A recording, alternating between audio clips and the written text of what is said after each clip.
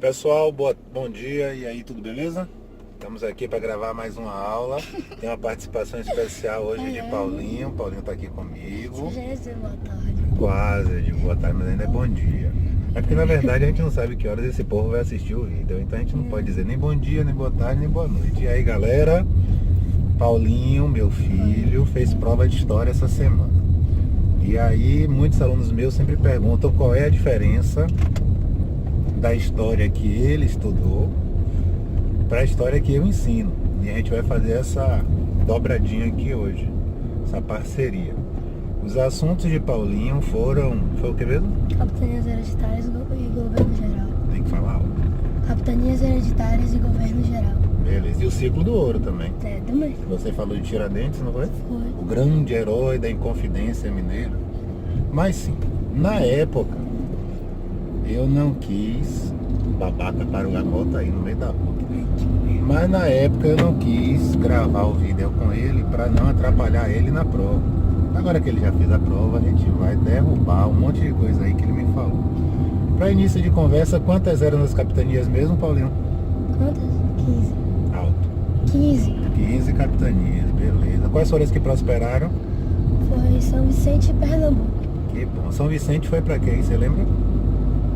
Martim Afonso de Souza. Beleza. E Pernambuco? Foi pra Duarte Coelho. Isso, ele mesmo. Que bom, tá vendo? Bem, a professora dele deu o básico de capitanias hereditárias. É claro que ela não falou sobre os documentos, a carta de doação e o foral, né? A carta de doação transferia a posse da terra do rei para o donatário. E o foral era o regulamento, era o que o donatário podia ou não fazer com as terras que acabou de receber. Nas capitanias hereditárias, você só estudou isso? Porque elas fracassaram? Você lembra? Sabe? Não. Não. Elas fracassaram porque o Brasil era muito longe de Portugal. Aí naquela época não tinha internet, não tinha celular, não tinha WhatsApp.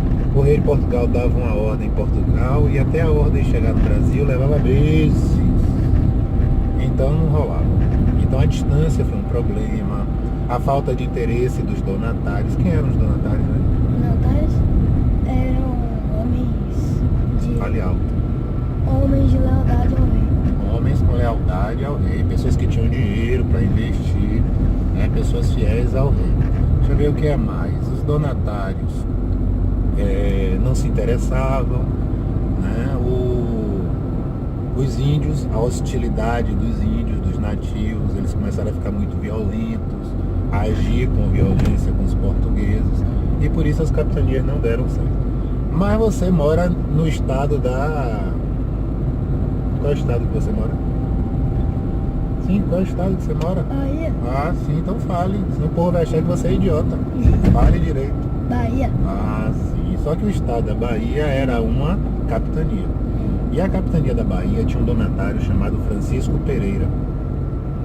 E Francisco Pereira sofreu antropofagia. Que é isso? Os índios pegaram Francisco Pereira e comeram ele. Sério? Comeram no sentido de cortar um braço, comer um braço dele, cortar a perna, comer a perna dele. Sabe o quê? E aí o rei de Portugal ficou muito chateado com isso e resolveu criar o governo geral. E quando ele criou o governo geral no Brasil, principalmente porque só 2 capitanias prosperaram, o resto fracassou, ele aí resolveu criar o sistema de governo geral no Brasil em 1548. Quantos foram os governadores mesmo? Quantos governadores nós tivemos? Tivemos 3. 3 governadores. Quem foi o primeiro? Tomé de Souza. Tomé de Souza. Sua professora disse que Tomé de Souza foi importante porque ele fundou o quê? Salvador. Fundou a cidade de Salvador. Então a principal característica de Tomé de Souza é que Tomé de Souza fundou a cidade de... Salvador. Beleza. Ok, então ele fundou a cidade de Salvador, mas não foi só isso. Ele trouxe o padre jesuíta Manuel da Nóbrega, né? Ele trouxe 1.500 pessoas com ele para fundar a cidade de Salvador, né? Então, aquela região ali do centro, onde tem o elevador Lacerda, que a gente foi fazer aquele seu trabalho lá em cima, aquilo ali foi criado por Tomé de Souza. Mas Tomé de Souza só ficou no Brasil 4 anos e aí veio o segundo governador. Bora ver se você lembra ou só estudou para a prova. Quem foi o segundo governador geral do Brasil? Duarte da Costa. né, que ele aprendeu mesmo. Duarte da Costa, segundo governador-geral do Brasil, fez o quê? Criou os primeiros centros urbanos e construiu escolas. Beleza, os primeiros centros urbanos e escolas, mas ele trouxe um padre chamado José de Anchieta. Quando sua professora disse que ele criou escolas, ela estava se referindo a uma escola que foi criada, na verdade, por Manuel da Nóbrega e José de Anchieta. Eles criaram uma escola chamada Colégio de São Paulo, na região de Piratininga, depois da Serra da Mantiqueira. E é por isso que é chamada de Colégio de São Paulo de Piratininga. Ok? Beleza. Além disso, ele trouxe o filho. Lembra que eu disse a você que ele trouxe o filho dele? Por que ele trouxe o filho dele? Porque ele amava muito o filho, não queria ficar longe. Ele trouxe o filho. Eu também traria você. Se eu fosse governador, você eleito governador e viesse para Bahia, você vinha junto. O filho dele se chamava Álvaro da Costa, gente boa. Tudo Costa. É, o Filho sobrenome. Costa, tio Costa, tudo Costa. É, e o terceiro governador, Nem sabe. que trouxe o sobrinho, Que era alguma coisa assim. alguma coisa Sá, Estácio de Sá. Então, quando o povo fosse estudar a história do governador-geral do Brasil, Paulo Santana, eles iam estudar a história do filho dele, Paulo Santana também, tá vendo, né? Ok, Duarte da Costa sofreu as invasões francesas. No governo dele, os franceses invadiram o Brasil e Expulsou os franceses. ocuparam a região do Rio de Janeiro, né? França Antártica. Aí veio o meio de Sá e Expulsou os franceses. expulsou os franceses, mas ele contou com a ajuda do sobrinho dele, Estácio de Sá. Ok? Beleza. No ciclo do ouro você estudou os impostos. Lembra dos impostos? Mesmo. Quais eram os impostos que eram cobrados aqui no Brasil? Quinto e derrama. O quinto E o derrama. e a derrama.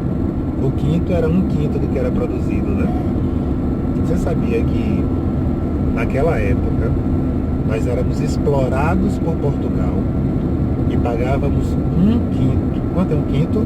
20%. Tudo que a gente produzia, 20% era do governo português. Nós éramos explorados. Aí eu lhe pergunto hoje, tudo que papai produz, eu pago para o governo 33%. Eu pago mais hoje ou naquela época? Hoje. Isso quer dizer que se naquela época era explorado, hoje o governo está fazendo o que com o papai? Não precisa dizer. Todo mundo já sabe o que o governo está fazendo.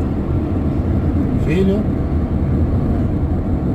teve também a derrama. A derrama, você teve dificuldade com a derrama, porque a derrama é complicado. A derrama era assim, havia uma cota anual de ouro que o rei queria que saísse do Brasil. Que no caso era 25 toneladas. E quando essa quantidade de ouro não era alcançada Ele tomava dos da colonos, população. da população, ele mandava tomar da população. Justamente, viu que você entendeu? Mas teve um minerador que não aceitou a derrama, não aceitou o quinto e resolveu libertar o Brasil do controle de Portugal. Quem foi ele? Tiradentes foi líder da Inconfidência Mineira. Mas você soube que na Bahia também teve um? E eu acho a nossa mais importante. Porque foi na Bahia. Lógico. A Inconfidência Baiana foi depois da Mineira. E também foi para separar o Brasil de Portugal igual Minas. Só que a revolta de Minas foi uma revolta da elite. Aqui em Salvador foi uma revolta da população. Então haviam questões sociais envolvidas como a abolição da escravatura, acabar com a escravidão no Brasil. Beleza? Galerinha, a gente vai parar por aqui. Tá? A nossa intenção era fazer uma revisão para a prova de Paulinho. Eu convidei ele para participar e ele aceitou. Então, eu espero que vocês tenham curtido. Beijo enorme no coração de vocês.